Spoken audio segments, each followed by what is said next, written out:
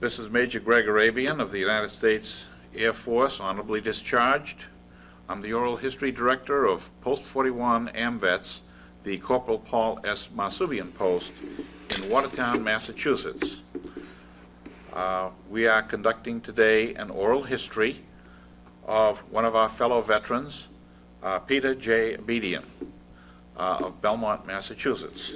Peter was in the United States Army, and he was in the front lines during World War II. And we're going to go over some of his experiences in World War II, briefly his background, education, training, and he is going to recount to us some of his feelings, his experiences, and his views about the service. As veterans, we particularly know the price of freedom. We know what it takes to keep America free and secure, and we know the price of freedom and the responsibilities of citizenship. So what we're going to do here is we're going to recount in a very informal way some of the reminiscences, whatever he recalls with regard to his experiences in the service. Is that okay with you, Peter? Fine. All right. And with that, what I'm going to do is to move to one side and zoom in on you and start with some initial questions. All right? Is that okay? Okay, good. All right, here we go.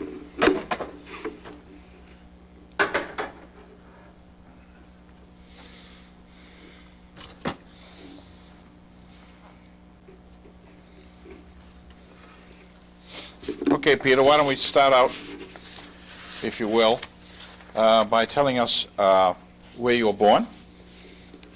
I was born in Providence, Rhode Island. Mm-hmm. And your father's name? My father's name is John. And your mother's name? Agnes. Uh-huh. And they came over from the old country? They did.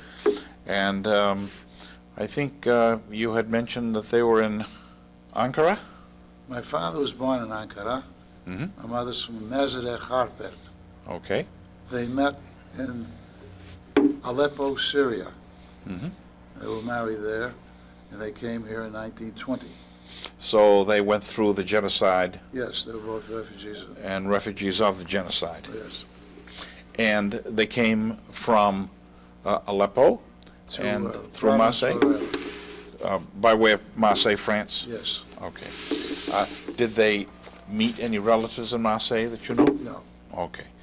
And it's strange that you've mentioned before that you actually went to Marseille during your military service. I did. And that would be about 20, 30 years later. All right? Okay. So you they went to Providence. That's where you're born and brought up. You were born in Providence, and you were then moved 4 months later? To Massachusetts. Okay. And to Chelsea? Yes. All right. And how long did you stay in Chelsea? About 17 years. And from there you went to Winthrop? Okay. And were you drafted or did you enlist? I was drafted. All right. And did you have any particular skills at the time that you were drafted? Not really. You had a high school education? Yes, I went to Chelsea High School. Mm-hmm. Why did you join the service? I was drafted. Well, why did you? Well, you didn't have any choice, did you? I had no choice. How did you feel about being drafted? Well, there was the thing to do at the time. Friends were drafted. I was drafted. There wasn't any big deal. You had no feeling of protest? No, not at all. Okay. And did you have some choice as to what branch of service you would like to go to? Well, before I was drafted, I volunteered for the Air Force, but then I realized that I don't even like airplanes, and I changed my mind and canceled that, but then I was drafted into the Army. To answer your question, I didn't have any say as to where I was going to go. Right. I just followed the rules and regulations of where they sent me, the basic training. Tell me about where you were inducted and how you were inducted. In Devens, Fort Devens. And from there? From there to Camp Swift for basic training. Camp Swift is in Texas. I think you mentioned Camp Edwards before that. Camp Edwards was after. That's when I was discharged. Okay. So you went to Camp Swift, Right, for basic training. basic training there. 3 months. Okay. And from Camp Swift, you went to, I was chosen to go to the Army Specialized Training Program to Texas A&M.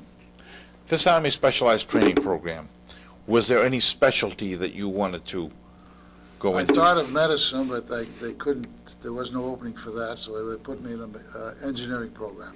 All right. And you went through the Army Specialized Training Program there, and what happened after that? Then, about 9 months later, the government decided they needed more infantrymen. So they pulled about 110,000 of us from all over the country from the ASTP program back into the infantry. And So then I from, went to Camp House. We trained for another 6 months or so, and then we went overseas. okay. And from Camp House, I believe you said you went by troop train to New York, and then Probably. by ship And to then Marseille, ship, France. yeah. Okay. Liberty ship. to All right. Marseille, France. We're all set. Morning, Mm-hmm. in the kitchen. Really? And we get up at 6 o'clock. I think we slept an hour, maybe an hour and a half, Mm-hmm. if we could sleep an hour and a half. And then we went back to Reveille and duty. That was it. That was it. So, Other than that, it was, yeah. it was discipline, marches. I didn't mind walking. We had an 18-mile hike one time. And I don't drink much water. I Yeah. had my canister, it was half full when I came back. Uh-huh. And I could do a jig. The walking never bothered me. I walk 18 miles, no problem. 18 mile hike. 18-mile hike, right. Full pack? I didn't I don't know if it was a full pack or not, but it was 18 miles, I remember that. Mhm. But I didn't mind that. I didn't like running at all. Mhm. But walking, I could walk for all day.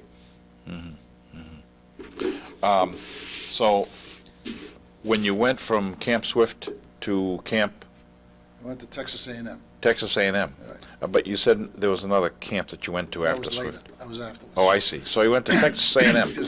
And what was the program that you, Texas A&M was a regular college program. no, you had said that they wanted to put you in a special program that the Army had. In Texas A&M? AS something or other? No, at Texas A&M, I thought, they asked me to choose what I wanted to study, and I had an idea I wanted to study medicine. Mhm. But they didn't have openings for that, so it gave me engineering. Mhm. And they had physical training. At Texas A&M, they had the largest dining room under one roof in the country. I think they could seat 1,700 people at one sitting. Really? Yeah, it was a very huge place. The Aggies, the regular students, waited on us. I mean, we were treated very well. Mhm. And they had B-5 Navy, they had Aggies, I don't know if they had Marines, they had the ASTP, they had 3 or 4 different types of What is ASTP? Army Specialized Training Program. That's the program that you were in I when you I were, thought the idea was to make us officers eventually. Mhm. But as I say, it was interrupted because they needed more infantrymen. So I think it was 110,000 over the country they took from ASTP and back into the infantry. That's when they sent me to Camp House, after about 9 months at Texas A&M. Did any of your experience at Texas A&M help you in your service later on? Not really. Not really. Yeah, No, so Because it was, they just directed you one place and then they terminated that and sent you to Camp yeah, House. we went back to the infantry. Right. Okay. Now, where was Camp House? In Denton, Texas, did you say? Whereas what? Camp House, Camp House, Howze, that's up in the northern part too. northern part. Northern, because I used to go to Denton and Dallas and Houston. That's where I used to go on weekends. So you had you had an opportunity to interact with the local color, so to speak. Yeah. Yeah. How did you? Met a few girls there. Yeah. How did you like the extracurricular activities? Texas? Yeah, you I went thought out. Texas people were very, very friendly. Mhm. They're very friendly people, they're nice people. Did they detect an accent, your accent, their accent? I don't remember, they probably didn't say anything about it. Uh-huh. So what did you do at Camp House? You prepared for being an infantryman? Again, infantry training, and I guess gearing us for going overseas. Okay. And what kind of training were you involved in there? Infantry, Like, marching and probably rifle practice, Mhm. and heavy weapons, we had the carbine, we didn't have the M1. You didn't. No, we had the carbine because I was an ammunition bearer overseas. Bayonet training? Probably, right. Okay. You had said earlier in your story that you were introduced to the war. The first introduction you had to your war was seeing 2 dead Germans. Right. Were you psychologically prepared to kill people? If we had to, of course. But you said that was a bit of a shock. Well, it was a shock to see 2 young men die. I mean, I'd never been Yeah. in a war before. Yeah. That was my first introduction to it. Right. Obviously, if you see 2 people dead, Yeah. it's a shock, and it's more of a shock if you're in a uniform and you see someone else in a uniform, be it a comrade or an enemy. Right. They're enemies. Right. I mean, we were there for the United States. But you were also trained to do the killing. Of course. Of Right. course. Right. But I was an ammunition bearer, so our machine gun did most of the work. Yeah. You were an ammunition bearer. I didn't man the machine. I see. Machine gun. Okay. I was more or less in the background. Okay. So the weapons you were trained on at Camp House were the carbine and the machine gun? Yeah. Was it a 50 caliber? 50 caliber. Yeah. Well, how do you train on a 50 caliber machine gun? I didn't do that. You didn't do that? No. You were the weapons bearer. Well, yeah, I was the weapons. Well, they bring And these bayonet boxes. probably, which I never fortunately had to use. Mm-hmm.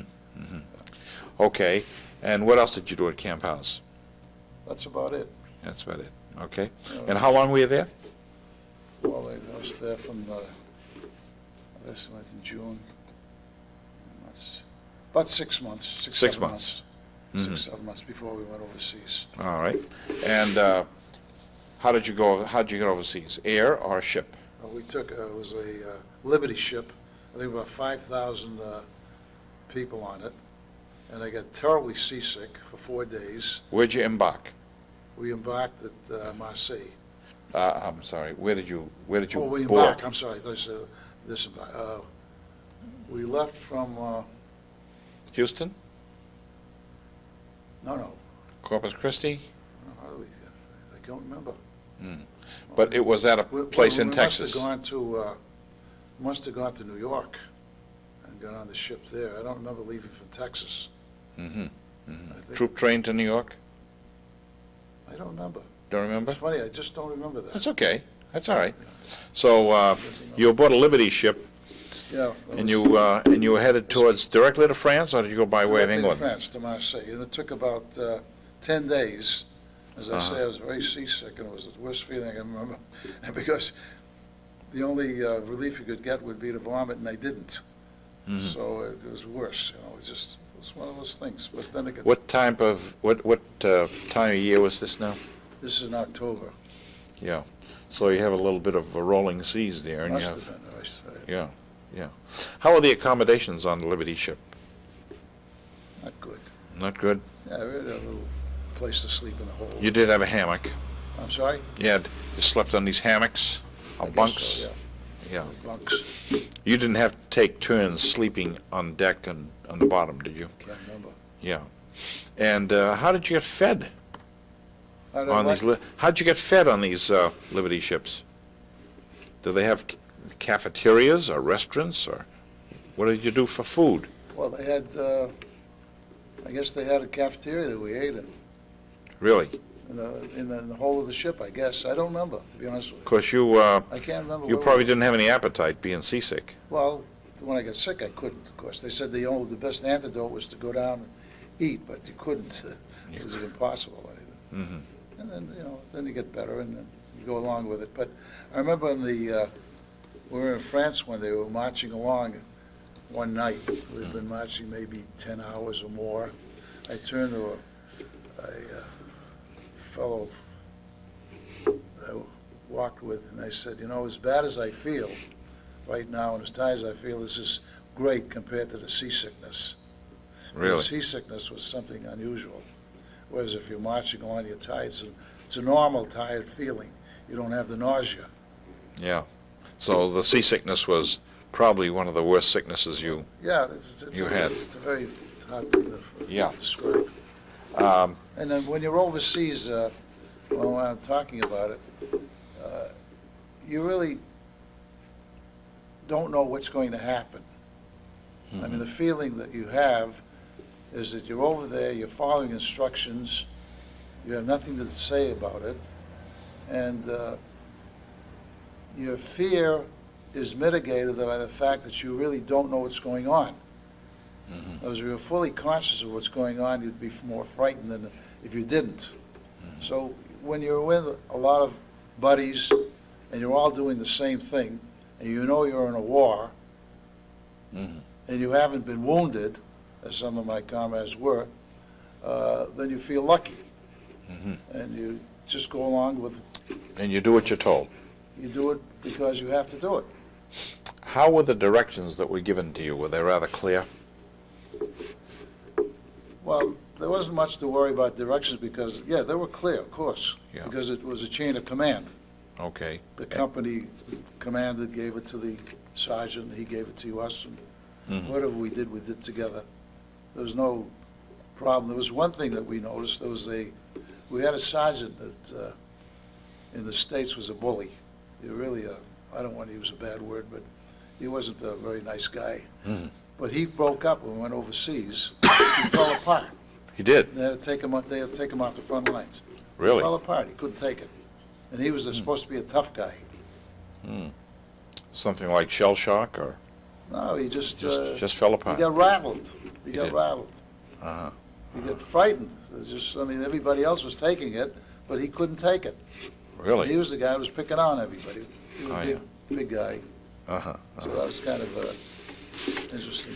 Tell me what, how you felt when you arrived at Marseille. Marseille is in southern France, Yes, right? it's a southern. Was it a little warm? Was it warm there? Well, What's the weather like? well, we didn't know what was next and where we were going, so they put us on trucks and they sent us up to the Vosges Mountains, which is Vosges? in the north. Vosges, Vosges. That's near Alsace. Uh-huh. It's in Alsace. Alsace, which is next to Germany, of course. Strasbourg is on the border. So the army had pretty much pushed the Germans back by the time you got there. I think so, yeah. Yeah. They'd already gone to Paris. Okay. uh, So they trucked you to Alsace from To the Marseille? mountains, yeah, in trucks. Uh-huh. We went up there. Were you able to interact with local people there? Did you have any time Well, for that? one thing that I should mention is my father's relatives all live in France. Uh-huh. So I had two uncles there and two aunts. So I went up there. I think I saw my uncle before I went up to the front lines. That was in One of my Marseille? uncles who lived in France, in Marseille.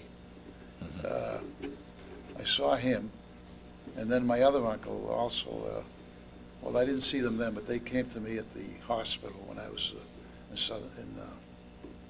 in Aix, after when I was wounded and so forth. Right, right. You had mentioned that your parents had come from Aleppo to the United States through Marseille, Right. and that, was it your uncle that had, or your uncle's family that had helped them on their way to the United uncles States? weren't living there then. They weren't living there? No, they weren't living. Okay, so there's My no father was relation. the oldest child of the family. Oh, I see. Yeah. No, they weren't even there. They were still in Turkey when they came. I see. So, other than your own relatives, did you have an opportunity to interact with the local people? Hardly at all, because we were just in the front lines. As I say, one night, we slept in a barn, and I think another night, yeah, that was the night I think we went into a kitchen in a house. Uh-huh. Other than that, we were in the fields, in foxholes. Uh-huh. So, when you arrived at that Front lines, front line near Alsace, is it? Alsace. Alsace, what did your activity consist of? Digging trenches and digging Well, foxholes? we dig the trenches to get to be able to establish our line, I guess. I mean, I didn't know what was going on. Were these trenches that had already been dug, say in World War I or I think, before then? I'm not even sure if we dug them, or I think they were probably there. There were. Yeah, they must have been there, because I don't remember digging them. I don't know why they were there, though. I can't remember. How long were you in the trenches? Oh, we're in the trenches all the time. I mean, For how long a period of time? each trench, you mean? We Yeah, went no, in- no, trench life, so to speak. Well, for about 3 months. 3 months. Yeah, I mean, all the time I was overseas until I was taken from the front lines because of my feet, Trench foot, yeah. legs. You went from one trench to the other? Yeah, right. Would that be, If we didn't have them, we dug them, I guess. yeah. Would that represent an advance towards the Germans, or? Probably, Yeah. probably. Describe trench life for me. Trench What life. was it like? You spent It's 3 kind months of a there. blur. It's kind of a blur because all I know is we were there, and we were in the trenches. When you say trenches, you know, it's like a foxhole. Let's say it was 6 feet deep and 3 feet wide and 6 or 8 feet long. Mhm. And maybe 6 or 8 people in one trench. Okay. That's all it was. I don't know what we did there, to be honest with you. I don't know what we did. And this would be sometime in October, November that you arrived I there? was there in October, yeah, November, December, and January, till the end of January. That was a cold season. Yeah, it was terrible. You know, Yeah. Snow and cold and. How were you equipped? Well, we had a, In winter uniforms? we had the, yeah, we weren't dressed up. I mean, we had the No, regular. no, what I'm saying is, was the equipment Yeah, it was equipment adequate for It was the weather? adequate, but we had heavy socks. That's probably caused the trench foot, because for 5 days, I wasn't able to change it or take them off for some reason or other. And that's to hurt the circulation of my legs. And what did you have for foot gear? For what? For foot gear? Well, we had the regular boots, I guess. Boots. And was the trenches, were they moist? Did they have water in them? Did they leak into your feet? Could have been, I don't remember. If there was snow, it'd be watered. If there wasn't snow, there wouldn't be any. Mhm. But, let's see. Do you recall using your weapons in the trenches? I never used Never did. a weapon. So what did you do when you were in the trench? I don't know. I don't You know. don't recall? Just wait for orders. Uh-huh. The one night that we slept in a house, that's Uh-huh. when we got the call that the SS men were up there. Mhm. 4 or 5 o'clock in the morning. We went back to the trenches. And Mhm. the heavy weapons got out there, and I guess the machine guns were blasting. Mhm. There's a big difference between our machine guns and the Germans. Ours was going pop, pop, pop, pop, pop, and theirs went trrrr. Really? It was much faster. They So had- you could tell that.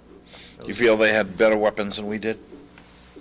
Well, it sounded like it. I don't know It if sounded were much better. more rapid They were fire. Much more rapid, yeah. The Germans, I guess, were good soldiers, Mhm. but we won. Yeah, that's what makes it important. That's what makes it important. Okay, so after your stay in the trenches, you contracted trench foot, and you came back to the hospital. They sent me to the hospital, Where was that? Dijon, that's in southern France. Was that a More south. French hospital, or was it? French, yeah, in France. The French took care of you. Yeah, and then there's nothing much they could do for it, they said, and they sent me down to the American hospital, Aix-en-Provence. That's in southern France, not far from Marseille. Okay. And I stayed there from, well, it must have been the end of first part of February until May. You say that there was nothing they could do for you. There was nothing they could do. How did they treat you if, Nothing. They just had They to just- wait. just- And for 3 weeks, I couldn't get out of bed. I couldn't walk at all. And little by little, I was able to walk. with other people with your same affliction? There was a fellow next to me who had a worse case of it. His was really bad. He was a fellow from St. Louis, I remember. Mhm. His name was Rufa. And did you talk about it? Yeah, we talked about it. Did you eventually get over the illness? Well, when I came back to the States, they said they could do a bilateral sympathectomy, which I wondered about, and I talked to a cousin who was a physician. He said it's kind of a risky operation. He argued against it, and I never had it done. Did But then it, subsided, and I'm able to get along. It did eventually subside? Yeah, it subsided, and it's sensitive to heat and cold. My ankles are still swollen, but I live with it. Mhm. And there's nothing So you were given a medical discharge? medical discharge. Okay. Now, do you recall the day that the Germans surrendered? The day when? When the Germans surrendered? Well, we were on the ship coming back when the war was over. I remember that. Liberty ship? May 8th, I believe it was. Was it a Liberty ship or a hospital ship? We were, no, in the regular ship coming back. Uh-huh. It was on the Mariposa. I remember the name of it. It used to be a luxury ship between San Francisco and Hawaii, they told me. Uh-huh. The Mariposa, which was a much better ride than the one going over. But I remember the jubilation we felt when the war was over. It was a fabulous feeling to know it was all over. Really? I mean, How many people were on board that ship? Not as many as the Liberty ship, maybe 1,000 or 2,000, I don't know. Yeah. And you say the accommodations were a little better. Probably better, probably. I don't know what they were, but they were decent, I guess. But you were going to have a medical discharge, Yeah. and you knew you were going to come home anyway, but when you heard that the United States was victorious, you still felt Of course, quite happy. It was a terrible, terrible, wonderful feeling Mhm. to know the war was over and our buddies were no longer in danger. Mhm. You know, we're still part of the group. Right. When you were in the trenches, did you at all feel any particular amount of stress?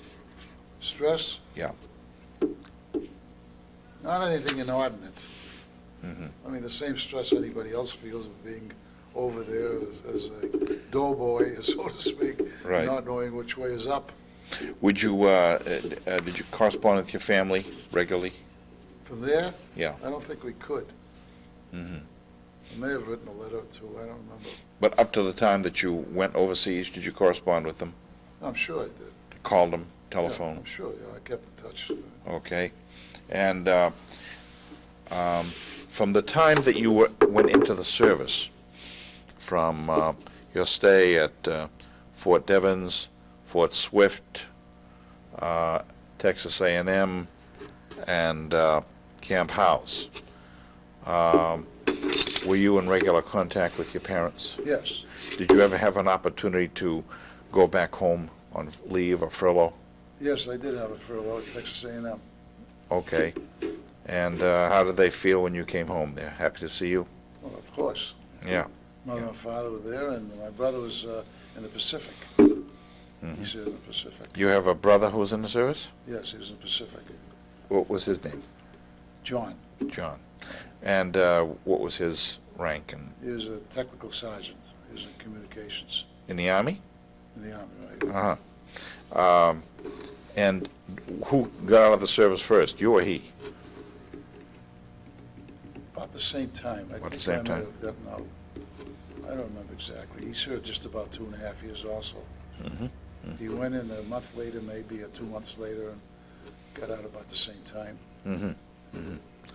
And when you went home on leave or furlough, did you go by air or train? Or Train. Train. I didn't like to fly. I took a train. You went from Texas all the way to Yes, I like trains. Massachusetts on the train? I had a month's furlough when I was in Texas A&M because I'd done well in my grades, so they gave us the maximum furlough was a month, and that's what they gave me.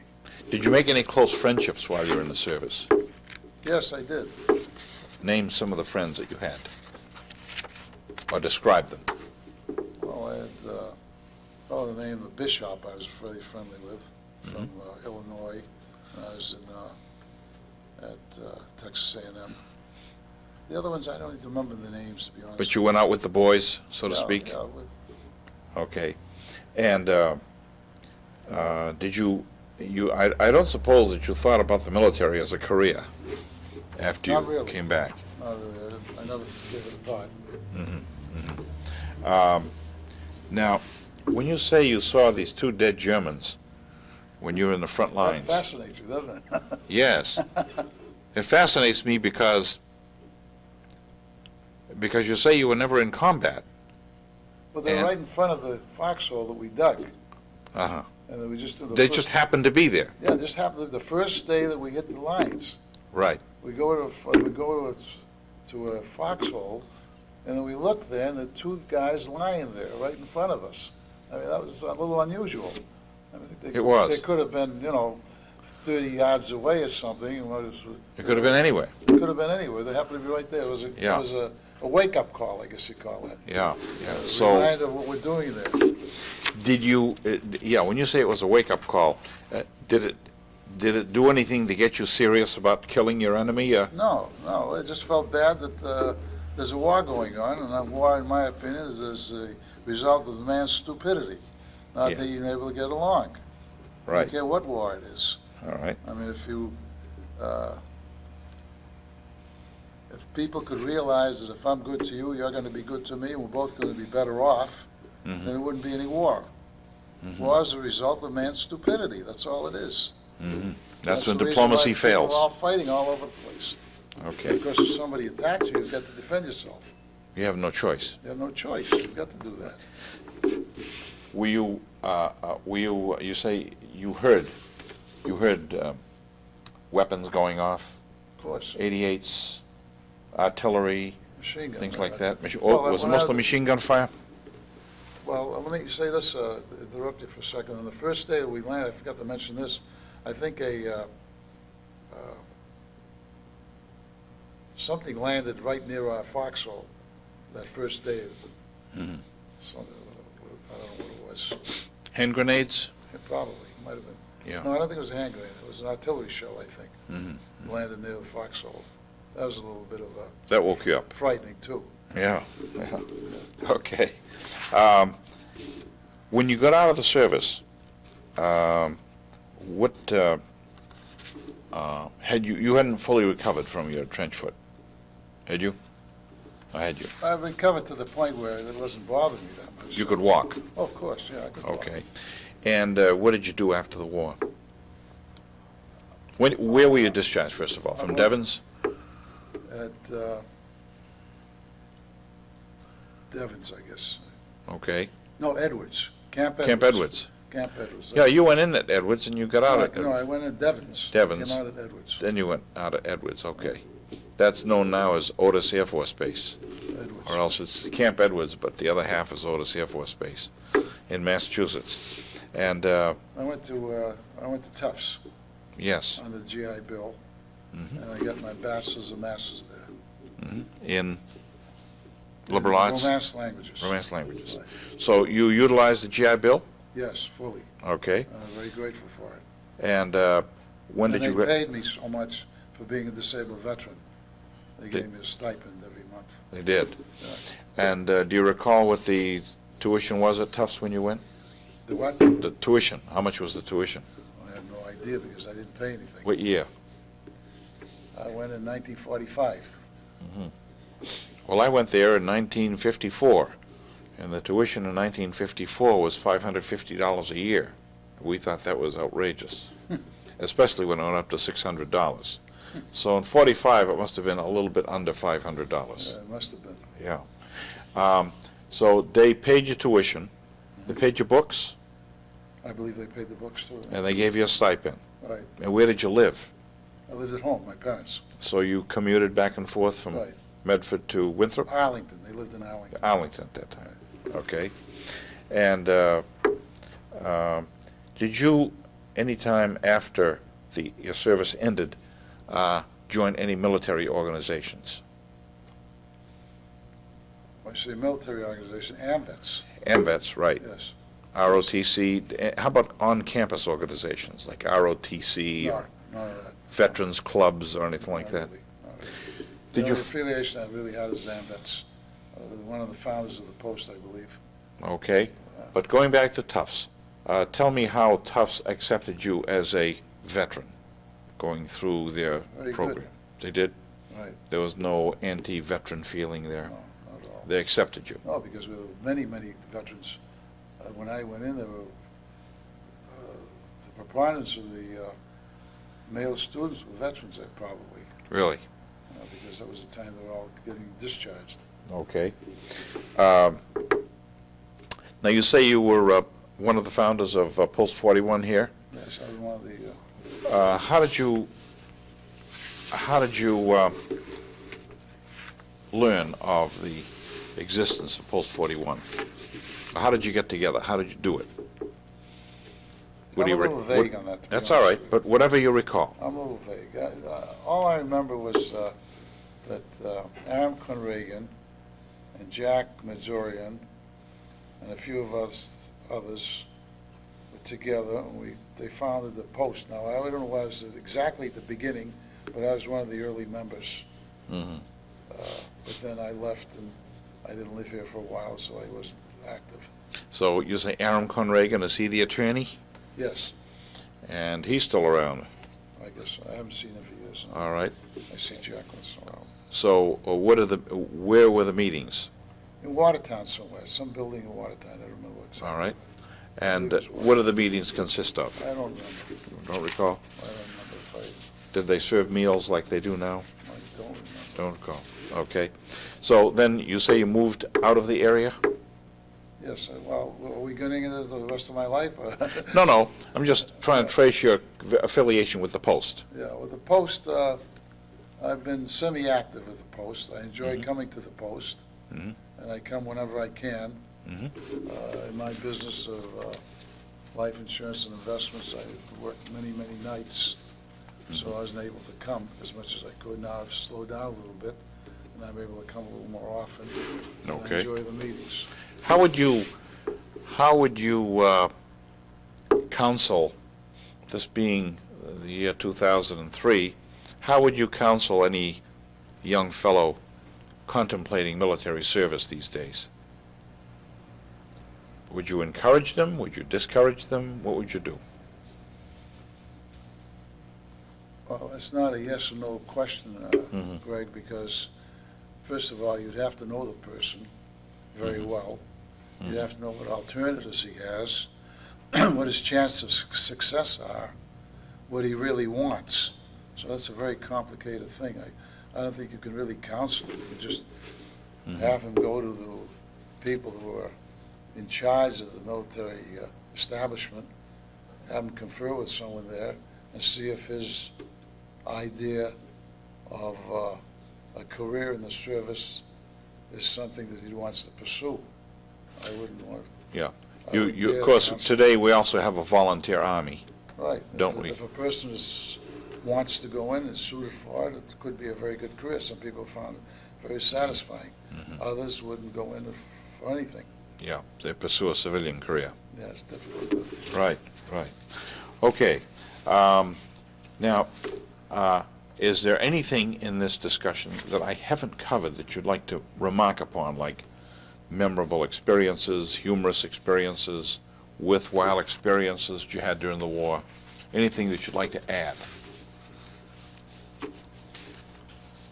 Well, I think the only thing I can add is, as any experience, a military service is an experience from which you can gain a great deal of knowledge regarding people, because you have close interplay, association with people under all types of circumstances. So in that sense, it's good. It makes a young man appreciate civilian life, because he's not under orders in civilian life as he would be in the service. And I think it's a good experience for everyone. And that's not just rationalizing.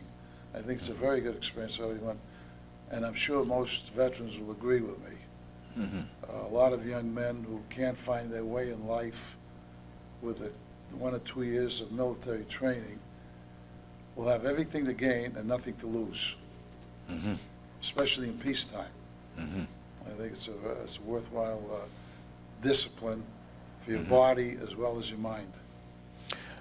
Now, in World War II, do you think it was right for America to be at war, or should we have stayed out? World War II, Yes. I think we had no choice. Hitler was going to take over the world, as I remember it. Right. And did you trusted and supported your civilian and American civilian and military leaders during Of course, your service? You had no question. You didn't question them. no question at all. Because what you said was that some of these people who had been in the service much longer than you knew a heck of a lot more as to what to do. As far as the procedures are concerned, certainly. Yeah. Now, during your service in World War II, did you ever change your views of the span of the war? Because we are involved in a war in the Pacific, war in the Atlantic, Europe. Did you see any of this not coming to an end, or were you confident that we would win? That's a good question. First of all, I didn't see as not ending. I didn't know when it was going to end, but I think I felt pretty sure that it would end. At some time. Of course. Mm-hmm. I couldn't conceive a war that was going to go on forever. Mm-hmm. So it's a question of when. Going back to World War I as a precedent, felt the wars come and they end. Mm-hmm. We thought this would end, and we hoped that it would end soon, obviously. You didn't think that we were being sunk into a morass that would never end? No. Yeah. So you were confident that it would end? Absolutely. Okay. That's what we felt. Mm-hmm. And I've asked you what effect the war had on your physical and mental health, and from what I can gather, you had some physical problems with trench foot, and that you, so far as your mental capacity is concerned, you're still in business now, over 80 years old, Exactly. and you have a great mental outlook, which is very good. Did you keep a personal diary while you're in the service? No. And did you have the opportunity to have entertainers when you were overseas, or did you just entertain yourself whenever you could? No, we had no entertainment at all. Mm-hmm. No, as I said, it was just front lines. That was Just it. front line, okay. And you went on to Tufts. You had from there you went on into the insurance business. I went to teaching for a couple of years, and then I went to the insurance business. Okay.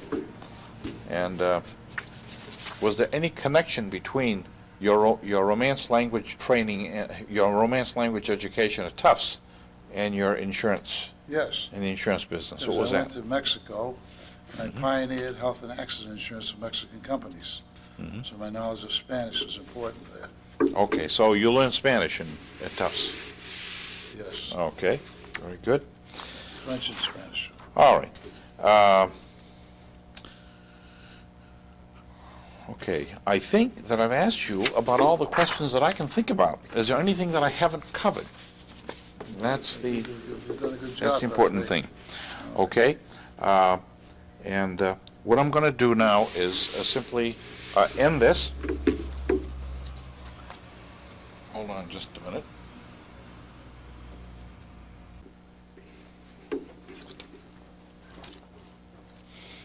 Thanks. Okay. Since we have covered almost all the questions that I can think of, and that you have been able to recount, we're going to sign off now. This is Major Greg Arabian, Post 41 AMVETS, on October 7, I guess it is, huh? Is it 7? Today's the 8th. Today, the 8th, October 8th. It's a beautiful sunny day in Watertown, Massachusetts. And we're going to sign off with Comrade Peter Abidian. And I want to thank you for participating in the Oral History Project. Thank you. Okay? Thank you very We'll much. sign off now.